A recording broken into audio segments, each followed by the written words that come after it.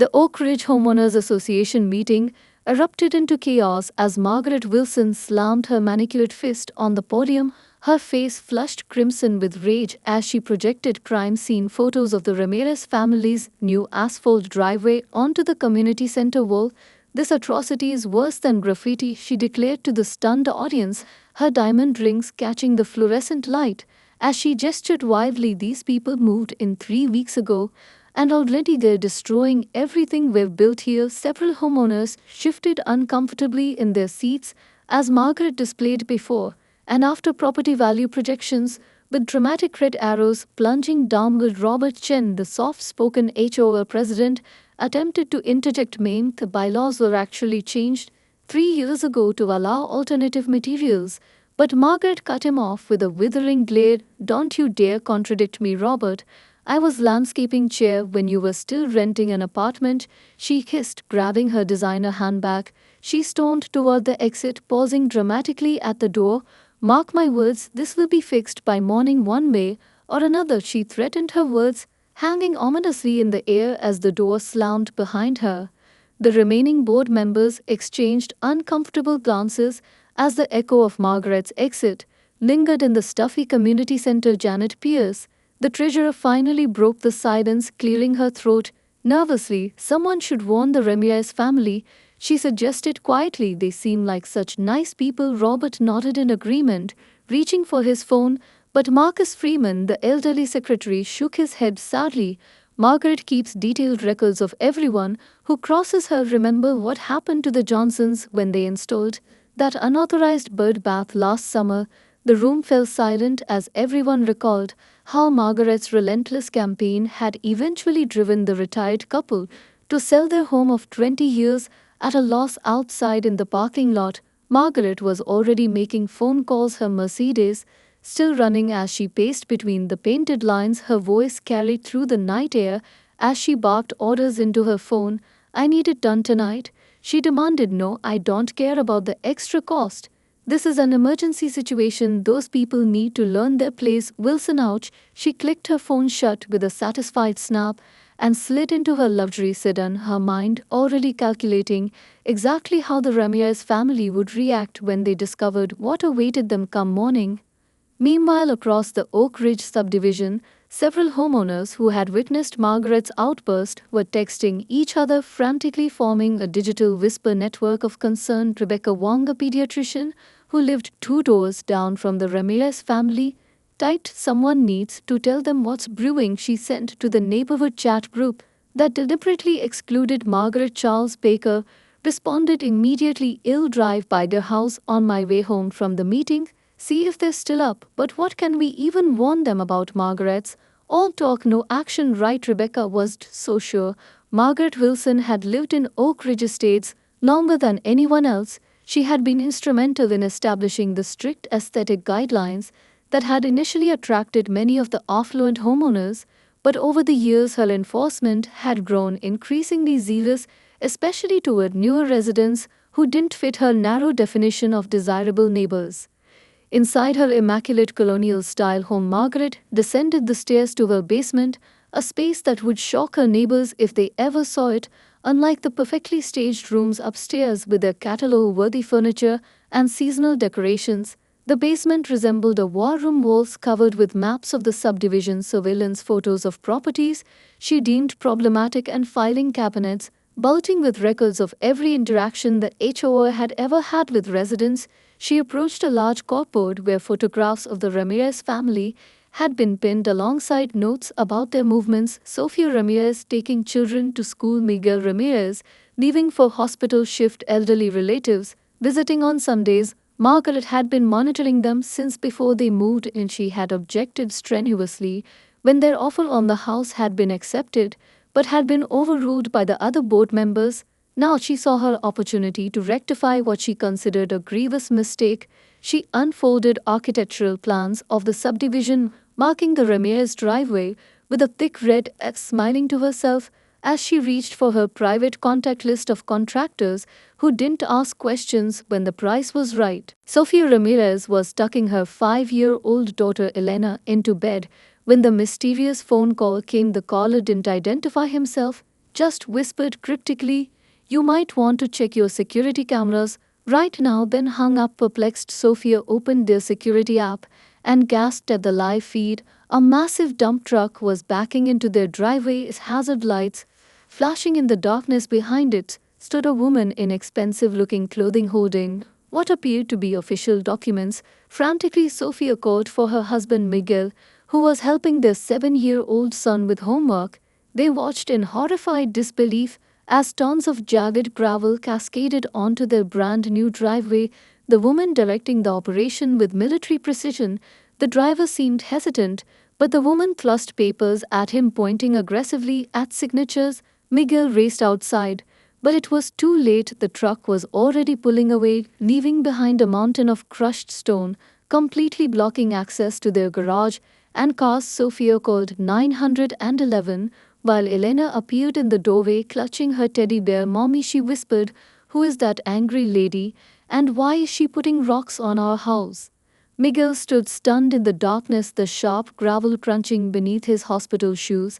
As he circled the enormous pile that now imprisoned their vehicles, he pulled out his phone and began recording evidence, sweeping the camera across the destruction. The smell of dust and crushed stone filled the night air as neighbors began emerging from their homes, drawn by the commotion. Rebecca Wong approached wearing a bathrobe over pajamas, her face stricken with guilt. "I tried to call you," she explained breathlessly.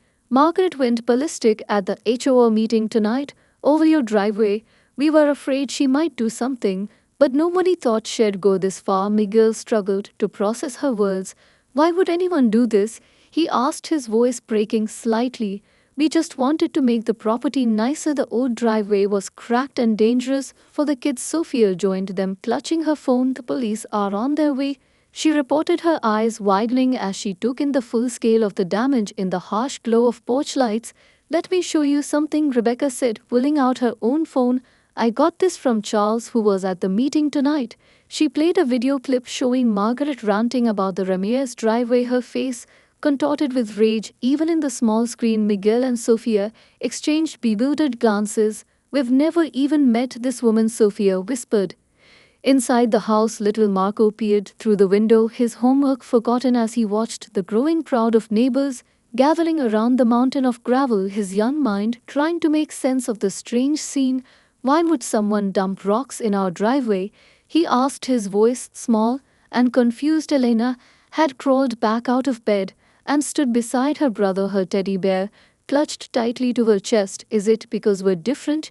she asked, innocently remembering the comments she'd heard at school about her lunch food and her grandmother's accent. Sophia overheard the question as she re-entered the house, her heart breaking at the implication of her daughter's words. "No, Mitchell," she said firmly, kneeling down to eye level. "This is not about who we are. This is about one person who did a very wrong thing, and the police will help us." Outside, flashing lights illuminated the neighborhood as two police cruisers pulled up to the scene. Officer Jenkins stepped out, whistling softly at the sight. "Never seen anything quite like this in 15 years on the force," she remarked, pulling out a notepad. Miguel showed her the security footage as neighbors gathered around, offering their own accounts of Margaret's behavior at the meeting. The officer radioed for a detective to be sent to the scene. "This is more than a simple neighborly dispute," she observed. "This appears to be planned and deliberate criminal damage to property." "Ramirez, do you have any idea how much this driveway cost to install?" Miguel nodded out. $12,000. "We saved for years to be able to afford it. It's specially sloped to prevent water from pooling near the foundation. Our home inspector said it was necessary." The officer documented everything meticulously, taking photographs from multiple angles and collecting contact information from witnesses. Meanwhile, across the subdivision, Charles Baker was knocking insistently on Robert Chen's door. The HOA president answered in his pajamas, his face falling as Charles explained what had happened. "We need to call an emergency board meeting, Robert." They both looked up as more police cars drove past, heading toward the Ramirez home. "Margaret's gone too far this time," Charles said grimly. "This isn't just an HOA matter anymore." The neighborhood transformed into an impromptu crime scene. By dawn, yellow police tape cordoned off the Ramirez property as forensic photographers documented the damage. Detective Sandra Morales, a veteran of property crimes, crouched examining tire tracks, while Officer Jenkins interviewed neighbors who had gathered in their robes and slippers. The evidence collection team discovered something crucial buried in the gravel: a receipt from premium stone supply made out to Margaret Wilson and time-stamped 9:47 p.m. The previous evening. Across the street, elderly neighbor Walter Jenkins approached Detective Morales, clutching his tablet. "My security camera caught everything," he said, displaying crystal clear footage of Margaret directing the truck and even signing delivery papers. "This isn't the first time she's targeted new families," he confided, lowering his voice. "She left dead fish in the Washington's mailbox last summer after they painted their door red, and somehow the Garcia sprinkler system was mysteriously filled with concrete when they planted non-approved rose varieties inside their cruiser." Officers watched Margaret's social media history, revealing disturbing patterns. A private neighborhood watch group filled with coded language about maintaining standards and keeping certain elements out. The evidence mounted as the morning sun climbed higher. Local news vans began arriving, their satellite dishes extending skyward as reporters set up cameras along the sidewalk. The story of an HOA dispute gone criminal had spread rapidly through social media channels. A reporter from Channel 5 approached the police tape seeking interviews. Detective Morales intercepted him, establishing a media boundary at the end of the block. "This isn't a spectacle," she stated firmly.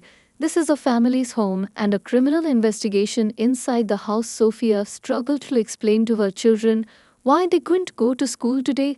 The family trapped by the mountain of gravel blocking their vehicles. Elena sat at the kitchen table, pushing cereal around her bowl, her usual chatter silenced by confusion. Marco, more aware at 7 years old, watched the police officers through the window with wide, serious eyes. "Will we have to move again, Mama?" he asked softly, remembering their previous apartment, where the landlord had suddenly doubled the rent, forcing them to leave the neighborhood they'd grown to love. Sophia hugged him tightly. "No, Major. This is our home," she reassured him. "We worked too hard to get here. We won't be driven away." Miguel took a personal day from his hospital technician job, his supervisor understanding. After seeing the news report, crews from a local landscaping company had arrived to assess the removal process, the owner shaking his head at the deliberate nature of the damage. "This isn't just regular gravel," he explained to Detective Morales, pointing to the jagged pieces. "These particular stones were chosen to maximize damage to the underlying surface. When a vehicle drives over them, whoever ordered this knew exactly what they were doing." Detective Morales nodded, making notes in her tablet as the landscaper continued explaining. "The removal would require specialized equipment and could cost thousands of dollars." Meanwhile, Officer Jenkins had completed her interviews with neighbors, compiling a disturbing timeline of Margaret's escalating behavior in the months since the Ramirez family had purchased their home. At the police station, Chief Rodriguez reviewed the mounting evidence against Margaret Wilson, authorizing a warrant for her arrest and a second warrant to search her residence for additional documentation related to the incident. Across town at the district attorney's office, Prosecutor Washington examined the preliminary photos, his expression grim. The calculated nature of the incident, combined with the growing evidence of prior targeting, raised serious questions about potential hate crime enhancements. The chief of detectives knocked on his door, entering with a flash drive. "This just came in," he said, grinning. "We've got her dead to rights." Prosecutors gathered around Washington's computer as he played the security footage, the crystal clear images showing Margaret Wilson directing the gravel delivery with unmistakable satisfaction on her face. The district attorney's office conference room buzzed with activity as Prosecutor Elena Rodriguez spread photographs across the large oak table. "This is no simple neighborhood dispute," she announced to her team. "This was methodically planned and executed." District Attorney James Washington nodded grimly, reviewing the evidence. The suspect falsified official HOA documents, forged signatures, coordinated after-hours delivery, and deliberately blocked emergency egress from the property. The damage assessment alone exceeds $20,000. Meanwhile, across town, Margaret sat smugly in her sunroom, sipping herbal tea and organizing her garden club meeting agenda. The harsh knock at her front door startled her. Detective Morales stood on the porch flanked by uniformed officers. "Margaret Wilson," she said formally, "you're under arrest for criminal mischief, destruction of property, filing false documents, fraud, and criminal trespassing." Margaret's teacup shattered on the imported tile floor as handcuffs clicked around her wrists. Neighbors emerged from their homes filming with smartphones as officers escorted the shaking woman to the waiting police cruiser, her perfectly styled hair now disheveled, her mascara streaming down her horrified face. The officers methodically searched Margaret's immaculate home, discovering the hidden basement room that sent chills down Detective Morales' spine. Walls covered with surveillance photos of various neighbors, particularly those of color or with foreign-sounding surnames. Handwritten notes detailed their daily routines, when they left for work, which visitors came to their homes, even what they ordered for takeout. In a locked filing cabinet, officers discovered altered copies of HOA bylaws with Margaret's handwritten amendments, creating stricter standards than the official documents. An evidence technician carefully bagged a journal containing explicit entries about the Ramirez family dated weeks before they had even moved in. One entry, particularly disturbing, read, "Saw the new owners today. Definitely not our kind, clearly cannot afford this neighborhood, will need to take action before more follow." Detective Morales photographed everything while the search team continued moving through the house, discovering a hidden safe behind an oil painting in the study. Inside, they found records of previous incidents, including receipts for dead fish, concrete mix, and various supplies used in prior acts of harassment against neighbors. At the police station, Margaret demanded her attorney, her voice shrill with indignation, as she was processed for booking her fingerprints taken, her designer clothing exchanged for an orange jumpsuit, a far cry from her usual carefully curated wardrobe. Her attorney, Harold Matthews, arrived looking flustered, clearly unprepared for a criminal case of this magnitude. His expertise primarily in real estate transactions and minor civil disputes. Detective Morales observed the meeting through one-way glass as Matthews attempted to calm his agitated client. "I was enforcing the rules," Margaret insisted, pounding the table with her fist. "They violated the bylaws. Someone had to do something." Matthews winced visibly as she continued, making incriminating statements before he could advise her to remain silent. "You're telling me other board members wouldn't act, so I had to take matters into my own hands. I paid for it myself to protect all our property values." Detective Morales smiled grimly at her colleague. "That's a confession," she noted as they prepared for the formal interview. At the courthouse, Judge Garcia reviewed the case file, her expression darkening as she examined the photographs and evidence logs. The arraignment was scheduled for the following morning as the prosecutor requested no bail, citing the risk to the community and flight risk given Margaret's substantial financial resources. Court clerk Jason Ramirez, no relation to the victims, prepared the paperwork, his fingers flying over the keyboard as he entered the multiple charges into the system. Across town, at the Ramirez home, a team of volunteers from the neighborhood had gathered, bringing food, equipment, and support. Local landscaping companies had donated services to help remove the gravel and assess the damage to the underlying driveway structure. Miguel, overwhelmed by the generosity, fought back tears as he thanked the neighbors, many of whom he was meeting for the first time under these strange circumstances. Sophia recorded everything on her phone, creating evidence for both the criminal case and their insurance claim. The children watched wide-eyed from the porch as the mountain of gravel slowly diminished. Sophia noticed Elena smiling for the first time since the incident as neighborhood children brought her drawings and small toys. The county courthouse bristled with unusual energy as Margaret Wilson's case had become something of a sensation. Local news vans lined the street and courthouse sketchers furiously captured the scene inside as Margaret entered wearing prison orange instead of her usual designer outfits. District Attorney Washington masterfully orchestrated his case, presenting not just the physical evidence but a damning timeline of Margaret's escalating behavior. The jury visibly reacted when he played the security footage enhanced to show Margaret's smug smile as the gravel poured onto the driveway. The real bombshell came when Washington's team revealed a hidden pattern they had discovered by analyzing 5 years of HOA complaints filed by Margaret. Every single one targeted families of color or those with non-English surnames, the defense attorney scrambled to establish Margaret as a dedicated community volunteer who merely misunderstood the bylaws. But this narrative collapsed when prosecutors produced Margaret's personal journal, discovered during the legal search of her home. The highlighted entry read dealt with the driveway situation today. These people need to learn there are consequences when they try to bring down our neighborhood standards. It'll make an example of them that no one will forget. Social justice advocates filled the gallery, their silent presence adding weight to the proceedings. Margaret refused to meet their eyes, instead fixing her gaze on a spot on the far wall. Her attorney Harold Matthews appeared increasingly overwhelmed as the prosecution continued, presenting evidence of a disturbing pattern of behavior spanning years. Court psychologist Dr. Jasmine Patel testified about the psychological impact on the Ramirez children, describing how 7-year-old Marco had begun having nightmares about angry people burying their house in rocks, and how 5-year-old Elena had stopped playing outside altogether, fearing the scary gravel lady might return. The jury members' expressions hardened as Patel explained how children who experience targeted discrimination often develop lasting anxiety and trust issues.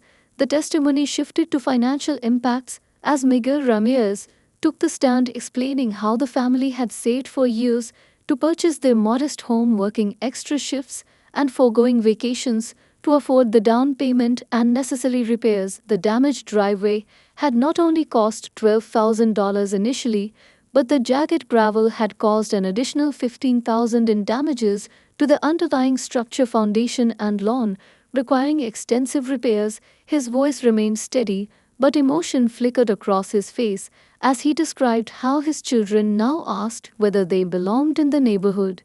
During cross-examination, Matthews attempted to minimize Margaret's actions, suggesting she had merely misunderstood the updated bylaws and had genuine concerns about property values. This line of questioning backfired spectacularly when Miguel calmly presented before and after photos of their property showing the significant improvements the family had made since moving in, including fresh paint, landscaping, and the now destroyed driveway. The prosecution then called an unexpected witness, the driver of the gravel truck, who testified that Margaret had specifically requested jagged construction-grade stone rather than standard decorative gravel and had paid triple the normal rate for emergency after-hours delivery. She told me it had to be done that night, no matter what the cost, he stated, and said that she wanted it to be impossible for them to get their cars out in the morning.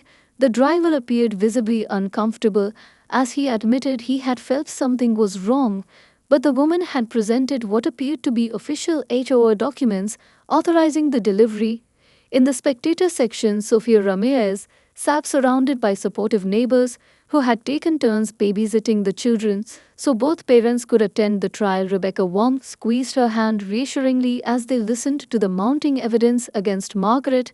The community had rallied around the family in unexpected ways. A fundraiser organized by the elementary school, where Sophia taught, had already collected thousands to help with expenses not covered by insurance. Local contractors had donated materials and labor to repair the property damage, and a children's therapist had volunteered services to help Elena and Marco process the traumatic event. The sense of solidarity had transformed what Margaret intended as an isolating experience into something that actually strengthened the family's connection to their new community. Robert Chen took the witness stand, his testimony devastating to Margaret's defense. He explained that the HOA had specifically amended its bylaws to be more inclusive after losing a discrimination lawsuit. 3 years prior, Margaret had not only been present for this change, she had actually fought against it viciously. The defense attorney attempted to portray his client as confused rather than malicious, but this strategy imploded spectacularly when the owner of Premium Stone Supply took the stand. The burly contractor revealed that Margaret had specifically requested jagged rather than smooth gravel, explaining it would be harder to remove and cause more damage to the underlying asphalt. She also paid triple the normal rate for emergency after-dark delivery and threatened to report his workers to immigration authorities if they discussed the job with anyone. The courtroom erupted in murmurs as the contractor produced a recording of the call. Margaret had made to his office, the jury's expressions hardened as they heard Margaret's voice, clearly stating, "I want it to be impossible for them to leave their house tomorrow morning. I want them to understand they don't belong here." The defense attorney's shoulders slumped visibly as the damning evidence mounted. Journalist Camilla Ortiz scribbled frantically in her notebook, capturing every detail of the proceedings for her feature article on housing discrimination. The story had already garnered national attention, with major news outlets picking it up as an example of how housing discrimination persists in subtle and not so subtle forms in affluent communities across the country. Several civil rights organizations had filed amicus briefs, with the court highlighting the wider implications of the case for housing justice. In the back of the courtroom, law students from the nearby university observed the proceedings as part of their civil rights law seminar. Some of them would later volunteer with legal aid organizations. Inspired by this case, into the witness box stepped Dr. Franklin Reynolds, a forensic accountant who had analyzed Margaret's financial records, discovering she had established a private called Neighborhood Preservation Fund that appeared to exist solely for the purpose of financing actions against undesirable homeowners. The bank records showed multiple withdrawals coinciding precisely with incidents reported by other families in Oak Ridge estates, including the Washingtons and Garcias. The defense attorney objected vigorously to this testimony, claiming it was prejudicial, but Judge Garcia overruled, noting its relevance to establishing pattern and intent. Margaret's husband, Richard Wilson, then took the stand called by the defense to testify to his wife's character. However, his testimony quickly went off script, as he admitted under oath that he had been traveling for business during the incident and had actually filed for divorce upon his return. After discovering the extent of his wife's actions, "I knew she was particular about neighborhood aesthetics," he testified, his voice strained, "but I never imagined she would go to these lengths or harbor these views. We built our life in Oak Ridge because it was a diverse community with excellent schools." His candor clearly surprised the defense attorney, who attempted to redirect the questioning only to have Richard volunteer that Margaret had become increasingly obsessed with controlling the neighborhood in recent years, often staying up late monitoring security cameras she had installed to watch certain neighbors' properties. The prosecution wisely chose not to cross-examine, allowing Richard's devastating testimony to stand uncontested. Outside during the court recess, Miguel found himself standing beside Richard in the hallway, an awkward moment that resolved into a quiet conversation between two men whose lives had been upended in very different ways by the same event. "I never wanted this to happen to your family," Richard said, his voice barely audible. "I should have seen the signs. I should have done something." Miguel nodded, understanding flooding his expression. "It's not your responsibility to control another person's actions," he replied, surprising himself with the compassion he felt toward this man, whose life was also unraveling. They stood in silence for a moment before Richard spoke again. "Your driveway," he said. "Did they ever tell you why she focused on that specifically?" Miguel shook his head in the chaos. "No one had ever explained the particular fixation." Richard sighed heavily. "The day you moved in, she saw your children playing basketball on it.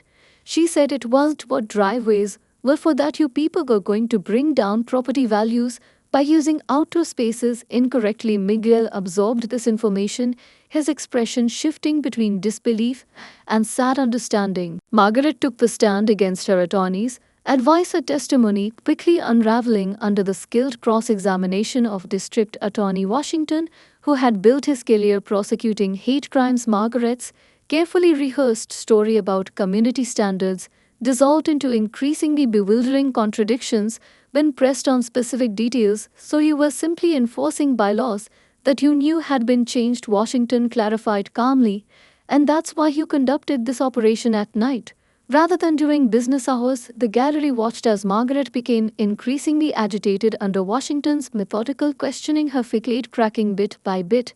The breaking point came when Washington displayed photographs of the Ramirez family's pristine yard and freshly painted home alongside Margaret's violation notices.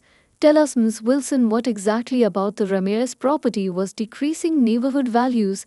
the attorney asked innocently. Margaret's response sent shockwaves through the courtroom. Those people always bring their ways into good neighborhoods. She snapped. They're loud, they cook strange food. They have too many relatives visiting, they just don't fit in here. Gasps echoed through the courtroom as Margaret's true motivations became painfully clear. Judge Garcia called for order as the defense attorney buried his face in his hands. Washington maintained his composed demeanor, allowing Margaret's words to hang in the air before continuing his questioning. Soames Wilson, is your testimony that cooking ethnic foods and having family visits constitutes grounds for property destruction? Margaret's face flushed a deep crimson as she realized how her statement had sounded. She's trying to twist my words, she protested, her voice rising shrilly. The HOA has standards for a reason. Washington's expression remained neutral as he approached the evidence table, retrieving a stack of documents. These are the complaints you filed with the HOA over the past 5 years, he stated. Are you familiar with them? Margaret nodded curtly. I am. Those were all legitimate violations. Washington nodded thoughtfully, walking slowly before the jury box as he reviewed the papers. Can you explain why all 37 complaints were filed against homeowners with non-English surnames, yet you filed 0 complaints against any homeowners with traditionally European names, despite similar modifications to their properties? A hushed tension fell over the courtroom as Margaret struggled to formulate a response. That's just a coincidence, she finally declared. Those were simply the homes with violations. Washington raised an eyebrow, presenting another document. This is the independent assessment conducted by the court-appointed housing expert, identifying 46 similar technical violations on properties throughout Oak Ridge Estates, including 13 on your street alone, yet you only reported violations on properties owned by minorities. How do you explain this discrepancy? Margaret shifted uncomfortably in her seat, her usual poise completely abandoned. That report is biased, she insisted. I enforce the rules equally. I just notice violations others miss. District Attorney Washington approached the bench, presenting yet another document. With the court's permission, I would like to enter into evidence Exhibit 94, recovered from the defendant's phone, a series of text messages between the defendant and her friend Carolyn Peters from 6 months ago. When the Ramirez family first toured their home, Judge Garcia reviewed the document before nodding her approval. The bailiff distributed copies to the jury as Washington read aloud. Saw a Hispanic family looking at the Johnson place today. The message read, going to be a problem if they move in, will bring down property values. Judge Garcia glanced sharply at the defendant, whose face had drained of all color, as Washington continued reading the exchange, including Margaret's message stating need to make sure they understand this neighborhood has standards. They can't just move in and take over the way they always do. The defense attorney rose to object on grounds of relevance, but Judge Garcia waved him down. The messages clearly established prior intent, she ruled. In the gallery, Sofia Ramirez gripped her husband's hand tightly as they listened to the naked prejudice expressed in Margaret's messages months before they'd even purchased their home. Miguel wrapped his arm around her shoulders, drawing her close. Several jurors glanced sympathetically toward the couple, their expressions hardening as they returned their attention to Margaret on the stand. Washington continued his questioning, methodically establishing a timeline of escalation from initial discovery of the Ramirez family's interest in the neighborhood through Margaret's increasing fixation and surveillance to the ultimate act of destruction. Bess Ramirez is a kindergarten teacher and Bill Ramirez is a hospital technician. He noted they volunteer at their church and have no criminal records. What specifically about them led you to believe they would bring down property values? Margaret's composure finally shattered entirely as she pounded her fist on the witness box railing about changing neighborhoods and traditions. The judge called for order as Washington simply stepped back, allowing Margaret's outburst to continue, her words damning her more effectively than any evidence could. The jury deliberated for an unprecedented 90 minutes before returning their verdict. The foreman, a retired schoolteacher, could barely make eye contact with Margaret as she read guilty on all counts. Judge Garcia removed her glasses, surveying Margaret with unmistakable disappointment before delivering her sentence. Miss Wilson, you've committed serious crimes against your neighbors, not out of confusion or misplaced civic pride, but out of malice and prejudice, the judge declared your actions were calculated to cause maximum distress and financial hardship to a family whose only crime was moving into your neighborhood. This court sentences you to 8 months in county jail, 5 years probation, 200 hours of community service, specifically with housing equality organizations, and full restitution of $35,000 to the Ramirez family. Additionally, you are barred from serving on any homeowners association or neighborhood committee for life. Margaret's face drained of color. As bailiffs approached, the gallery erupted in commotion as Margaret was led away, cameras following her stunned expression. While outside the courthouse, the Ramirez family embraced their attorney, tears streaming down Sophia's face as Miguel held their children close. Reporters swarmed the courthouse steps as District Attorney Washington addressed the media. This case should send a clear message that housing discrimination in any form will not be tolerated in our county, he stated. Whether it comes in the form of institutional barriers or individual actions, we will prosecute those who attempt to deny others their right to peaceful enjoyment of their homes. Miguel stepped forward to make a brief statement, his voice steady despite the emotion visible on his face. We only wanted to raise our children in a safe neighborhood and build a good life, he said softly. My family came to this country 3 generations ago, yet we still face prejudice from people who see us as outsiders. We are grateful for the support we've received from our true neighbors, and we hope this case helps other families who might face similar discrimination. The crowd applauded as the Ramirez family made their way through the throng of reporters, several community members forming a protective circle around them, especially shielding the children from intrusive cameras. Back inside the courthouse, Margaret's attorney conferred with her in a holding cell, explaining the appeal options, though his expression suggested little hope for success. Margaret sat shell-shocked on the metal bench, her designer outfit now rumpled, her carefully applied makeup streaked with tears. She seemed unable to comprehend how her life had unraveled so completely in the span of weeks. From respected community leader to convicted criminal, her attorney explained that she would be transported to the county women's facility that afternoon to begin serving her sentence unless she could post the substantial appeal bond. Margaret numbly provided her sister's contact information as the person who might help with financial arrangements, the stark reality of her situation finally beginning to dawn on her. Outside the holding area, Richard Wilson, her estranged husband, spoke quietly with his attorney finalizing the divorce papers, his expression a mixture of sadness and resolution. He had already arranged to sell their home of 15 years, unable to face returning to the neighborhood where his wife's actions had caused such harm. Judge Garcia returned to her chambers after the sentencing, her clerk following with a stack of documents requiring signatures. The judge paused at her window, watching the Ramirez family navigate the media gauntlet below.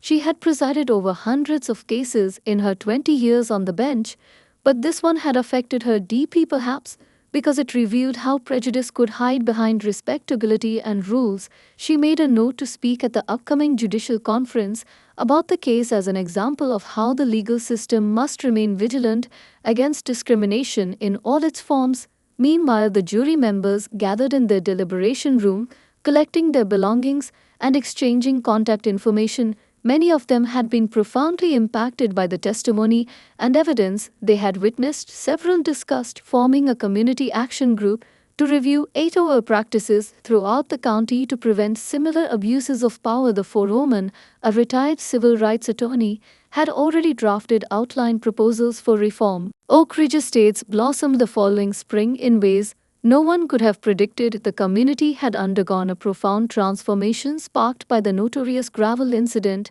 The Ramirez family now stood at the center of a neighborhood renaissance. Miguel had been elected to the newly diverse HOA board, and Sophia chaired the community welcoming committee. The restitution money funded both repairs to their property and a spectacular community garden where neighbors now gathered regularly to grow vegetables and friendships. Margaret had served her sentence and moved 3 states away to live in obscurity. While her former home had been purchased by a renowned civil rights attorney, the incident had exposed deep-seated biases within the community, leading to honest conversations, healing, and genuine change. The neighborhood newsletter, now published in 3 languages, featured articles celebrating the diverse cuisines, cultures, and traditions of residents. Old bylaws restricting house colors, yard decorations, and cultural expressions had been replaced with simple safety guidelines. The final of this transformation came during the summer festival, where dozens of families gathered on the Ramirez driveway, now restored to its original asphalt, but decorated with colorful chalk art drawn by neighborhood children beneath a banner that read, "Welcome to Oak Ridge, where good neighbors make great communities."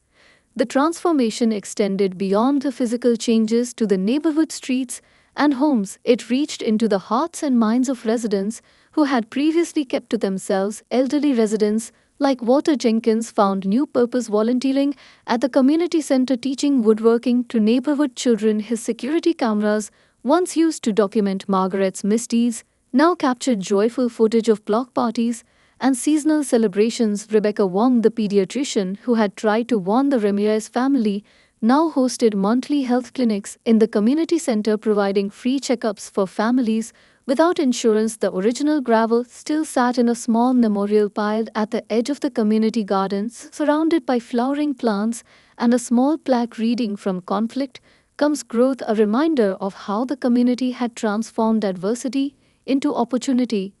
Elena and Marco Ramirez had recovered from their initial trauma with the help of therapy and the embrace of the neighborhood. The once shy Elena now led tours of the community garden, proudly explaining the various plants to visitors, while Marco had started a basketball league for neighborhood kids, playing on the very driveway that had been the center of the controversy. Miguel often reflected on the irony that Margaret's attempt to drive them away had instead cemented their place at the heart of the community.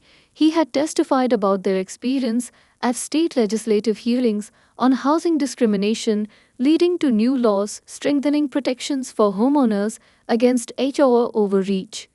The case had ripple effects far beyond Oak Ridge Estates, becoming a landmark in housing discrimination jurisprudence. Law schools now included it in their civil rights curriculum, and HOAs across the state underwent mandatory training on inclusive governance. The documentary filmmaker who had covered the trial produced a feature-length film titled Gravel, which won awards at several film festivals for its nuanced portrayal of modern housing discrimination. District Attorney Washington received numerous accolades for his handling of the case, but always credited the courage of the Ramirez family for their willingness to stand up and fight rather than being driven away.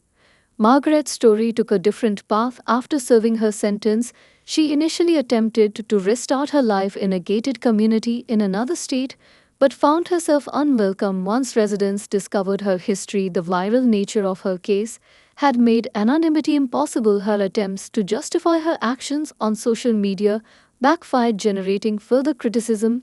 Eventually, she found an unexpected path forward through the restorative justice program she had been required to complete as part of her probation.